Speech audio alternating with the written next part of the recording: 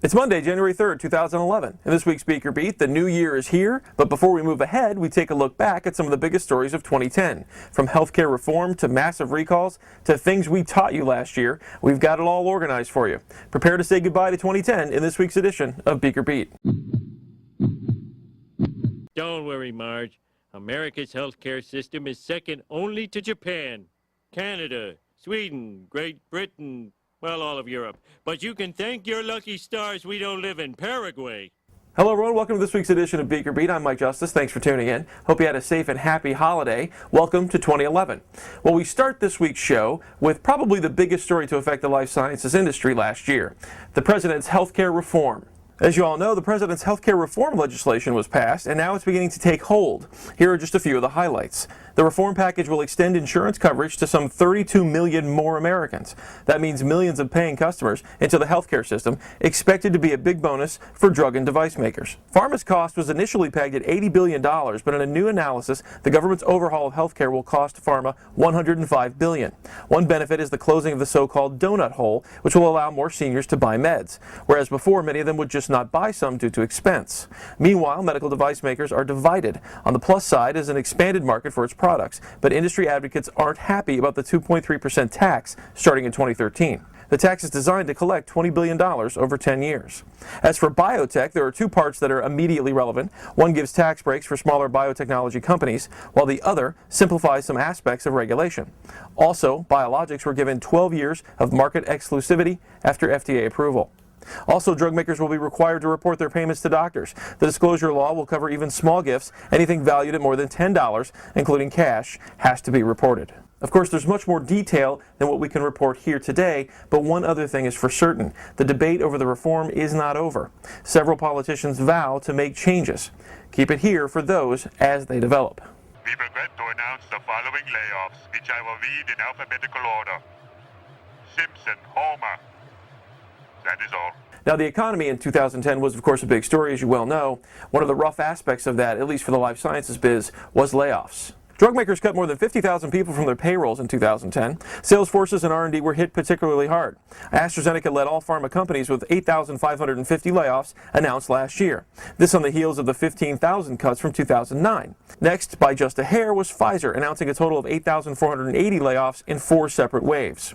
More totals: GSK laid off 5,200, Roche 4,800, Bayer 4,500, Abbott Labs 3,000, Sanofi Aventis cut 2,500, Takeda and Novartis both trimmed 1,400 jobs each. Bristol Myers Squibb cut 840 jobs and froze salaries. Not bad for them considering the 7,000 cuts they made in 2009.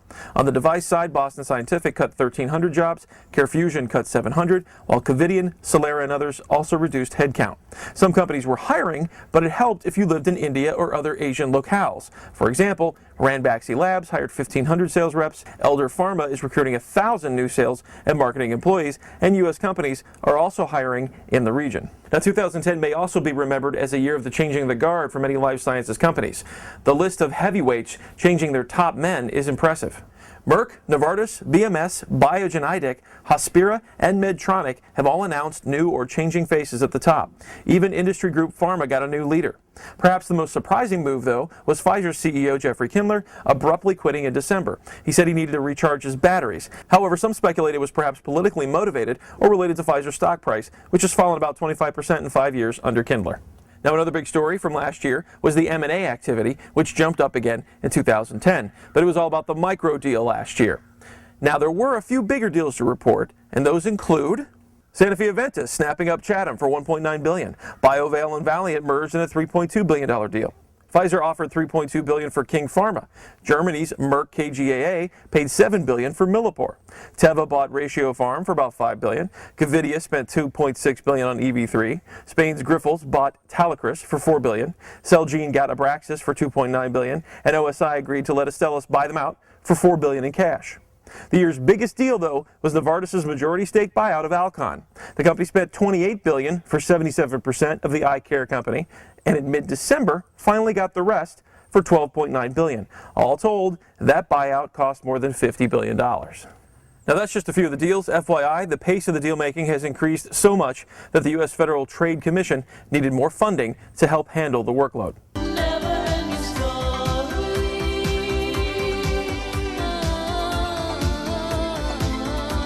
Now, back in January of last year, we started reporting on a story that we thought was fairly common and ordinary. Johnson & Johnson had ordered a massive recall of children's drugs. It was related to a musty, moldy odor. We've heard that before. Oh. That's the smell of desire, my lady.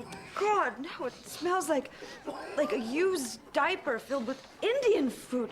Now, little did we know that this story would never end.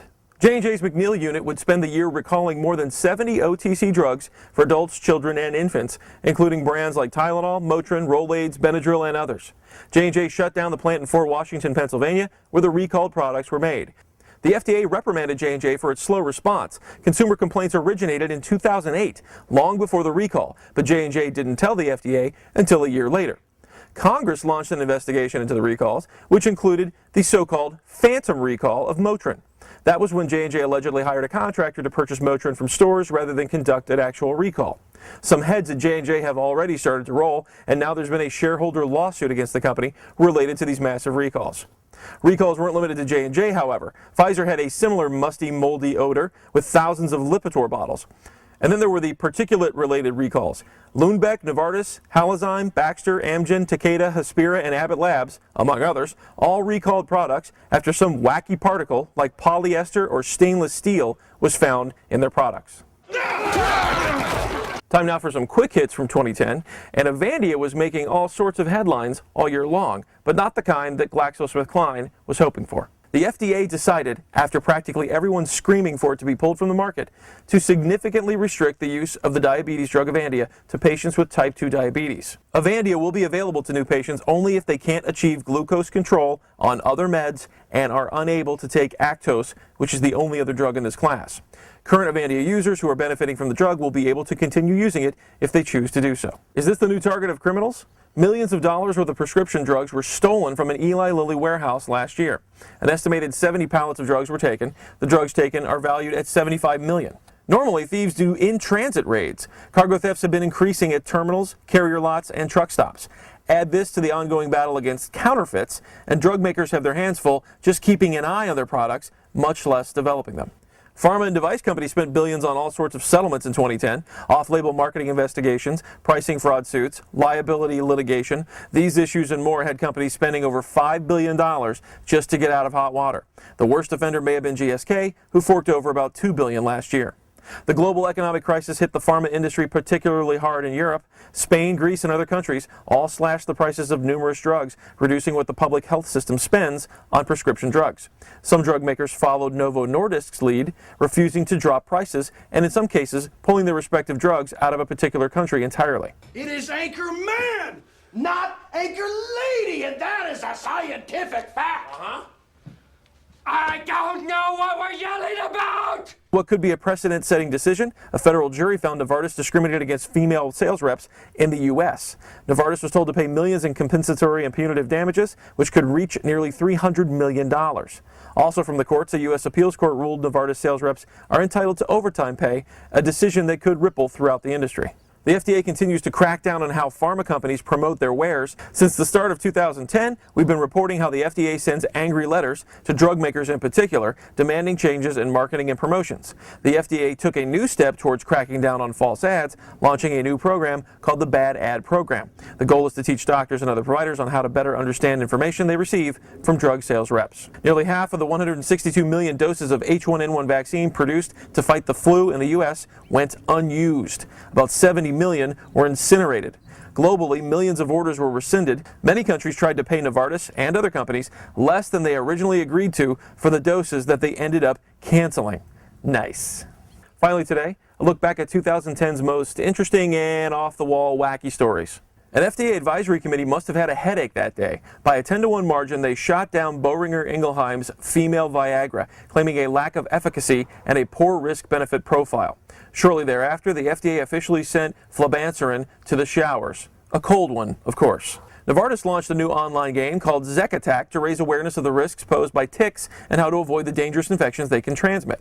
Other similar learning games included Bayer's Nintendo DS-compatible Glucose Meter and the UK sexual health game Privates. China's Ministry of Health published the country's first ever guidance for doctors on the use of medicines. It took 2 years to make and provides advice on the correct use of hundreds of medicines, but its use will not be mandatory. welcome to the 20th century, China. Let us know when you reach the 21st century. The iPad is quickly becoming a hot item for drug and device makers. They're arming their salespeople with the tablet devices by the thousands. Abbott Labs, Otsuka Pharma, Medtronic, and Boston Scientific are among the first to use iPads in the field. Canadians can expect to live until 79.7 years of age versus 77.2 years for Americans. Why the longer life up north? Two distinct potential explanations: differences in access to health care and in the prevalence of poverty. Another reason to dislike the Canadians. Take off, eh, hoser? The FDA issued a formal letter urging consumers not to swallow Benadryl extra-strength itch-stopping gel. One incident was described as follows, quote, "One small swig and he knew he had made a mistake. He threw it up and his lips were numb for 2 hours," end quote. Well, that sounds like a normal New Year's Eve for me. Now, we also learned some fun, interesting facts. Guinness is actually good for you. It can actually reduce the risk of a heart attack. Hooray, beer! Hooray, beer! Plus, leprechauns didn't originally wear green. They dressed in a little red jacket and red pants. Plus, we also found out that Hitler was taking a primitive form of Viagra, which may explain some of his anger issues. You see all the interesting stuff you learn here in this show? Well, that's it for this week's edition of BeakerBeat. I'm Mike Justice. Thanks for watching. We'll see you next week. Sit, Beaker. Sit. Good dog.